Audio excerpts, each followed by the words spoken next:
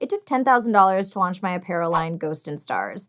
I don't know about you, but when I was just starting out, I didn't have that kind of cash just lying around. Enthusiasm and super soft cat sweaters are great, but they just don't pay the bills, you know? I needed to save up money through my other side hustles, or I needed an investor, someone who believed in me and my idea enough to give me money in exchange for potentially more money in the future. And if I hadn't been brave enough, I wouldn't get to put my designs out into the world for people to enjoy.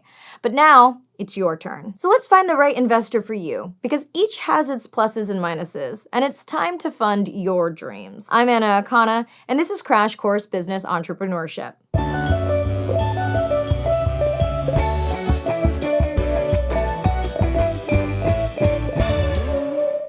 This episode is near the end of the series, but entrepreneurship is not a linear journey. You might need funding to accomplish any of the steps to build a business, not just when you're ready to take a product or service to market. Some people look for money for their minimum viable product. Some market their product or service once everything is set up.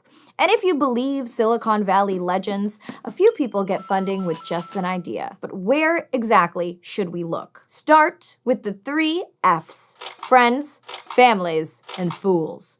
And calling them fools sounds kind of mean, but we're not trying to trick anyone. This is just part of the quirky entrepreneurial jargon. These people are often the first stop for an entrepreneur because they believe in us the most with the least amount of evidence. According to the crowdfunding site Fundable, the 3 F's invested $60 billion. That's 3 times as much as angel investors in budding entrepreneurs in 2014. That's right, billion. With a B. More seasoned investment pros like banks or venture capitalists will get bogged down with proof of concept, financial performance, or needing it to be more than a stick figure sketch on a notepad. Ugh. But the 3 F's are more likely to be Team Us. A lot of this early stage money is in small amounts to help create a prototype, get design software, or travel to meet with a prospective partner. These moves can open a lot of doors, but they might not interest professional investors. The disadvantage of asking everyone you know for money is that you might fail, and then you've brought someone close down with you. If you take this path, be honest about the risks involved, and don't ask for more than someone could afford to lose. The main advantage is that you typically get to keep ownership of your company, and your success is their success too. And if grandma does drive a hard bargain, at least the business is in the family. Let's go to the thought bubble to see how we might actually make a funding ask. Ryan has so many books that he started storing them in plastic tubs. His taste is renowned. His online review blog has a pretty big following, and all of his friends are asking for recommendations. Ryan also loves to travel. So to combine his loves, he's struck with inspiration to start Library on the Loose. Basically a food truck, but for books. He knows he can use his massive collection as inventory, and he can probably work with a local bookstore to sell some of their new titles. But buying a truck would be too expensive for him right now, so he wonders whether some close friends would help. Ryan is super nervous, so he's going to use 4 tips that entrepreneurs recommend. 1. Ask for a specific amount of money for a specific goal. 2. Let people see your investment and commitment. 3. Communicate the plan and identify risks up front. And 4. Talk with an attorney to structure the deal. So Ryan combs through the internet and finds the perfect truck, a 2006 Freightliner step van for $15,000. He then asks his 4 closest friends to meet him for coffee and warns them he has a business proposal. Ryan opens by telling them his dream of Library on the Loose and shows them the picture of the truck online. He mentions his booming review blog and how he successfully sold some of his collection from a mobile bike book stand. Then he makes the ask and proposes that they all put in $3,000 to buy the truck. It is a risk, but in exchange, he'll be transparent about his accounting, pay them back over 3 years, and everyone gets free book suggestions for life, which he'll have his lawyer acquaintance Kim put down in writing. The decision is up to his friends now, but everyone seems excited to be included. Thanks, Thought Bubble! Those 4 tips can apply to any entrepreneur asking anyone for funding, although the 3 F's are a common starting place. But maybe family and friends aren't an option, or we want to cast a wider net.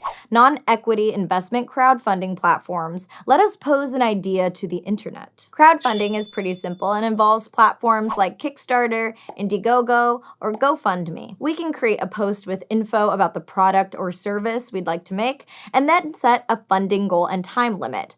Anyone who gives money will be sent a perk. For instance, if you're trying to fund a new multisensory meditation pillow, backers might be sent a guided meditation if they pledge $25, or maybe an early version of the pillow if they pledge over $50. Sounds awesome, right? You get funding, validation testing, and a customer network all in one.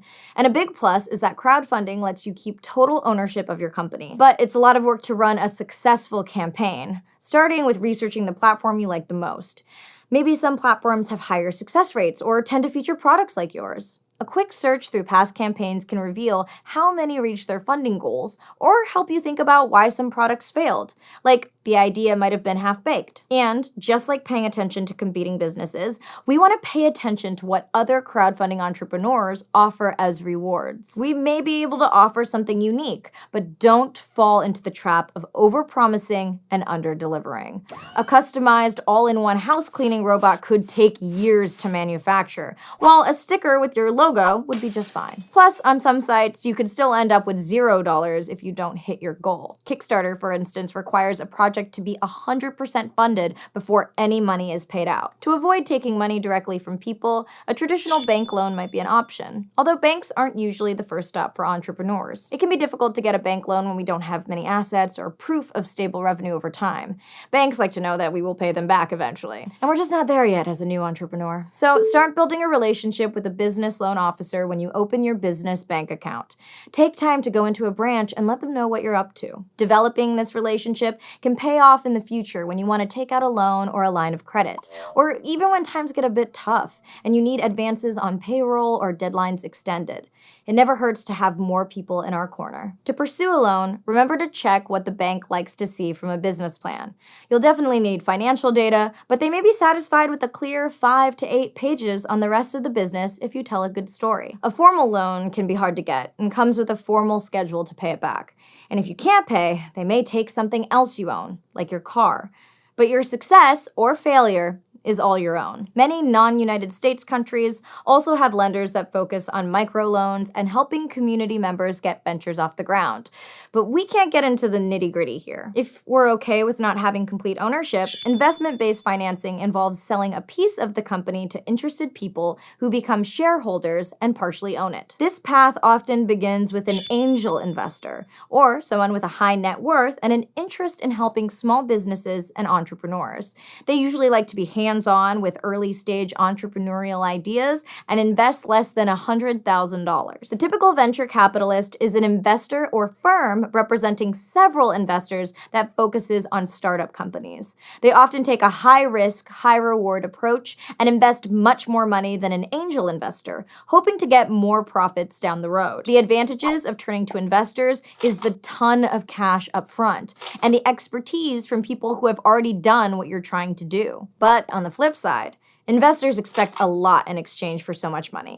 The more investment capital you get, the less ownership, like profits and voting rights to make decisions, you hold on to. There's also a lot of businessy buzz around accelerators or incubators, which are programs designed to accelerate the growth of a company so it becomes more profitable faster. Techstars, Y Combinator, and Boomtown are accelerators behind some of the biggest startup success stories. They usually come with mentors, paths to fast customer discovery and acquisition, and are often venture capitalists in disguise, which isn't a problem, just something to be aware of because of similar disadvantages. You may have to give up some ownership to get involved with these perks. And if you don't know where to find investors, but you're still willing to give up ownership, there's also a crowdfunding approach called equity crowdfunding. This allows anyone to pledge funds, but instead of receiving rewards, they receive slices of ownership.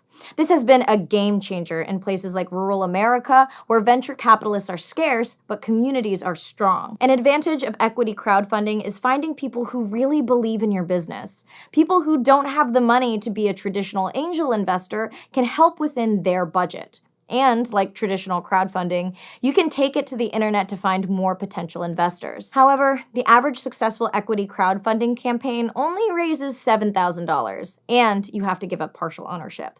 Also, there are some serious regulations around equity crowdfunding that vary state by state. Finally, grants are given by companies, foundations, and federal or state governments looking to support businesses and spur economic development. On the plus side, you get money without having to repay anything or hand over ownership. In the US, check grants.gov for federal opportunities, your state's Department of Commerce for state opportunities, and your city's Economic Development Agencies or Tourism Board for local opportunities. But on the negative side, grants are tough to get because they're usually only allowed to fund very specific things. There are also often strict reporting and measurement guidelines that come with the money, and fulfilling these obligations can take your focus away from your key activities or plans for strategic growth. The bottom line is, financing a startup can be tricky. Go where your connections lead you, whether that be friends, angel investors, bankers, or yes, the internet. Next time, we'll wrap things up by talking about growth and whether it's always a good thing. Thanks for watching Crash Course Business, which is sponsored by Google, and thank you to Thought Cafe for the beautiful graphics. If you want to help keep Crash Course free for everybody forever, you can join our community on Patreon. And if you want to learn more about negotiation with people, check out tips from Crash Course Business Soft Skills.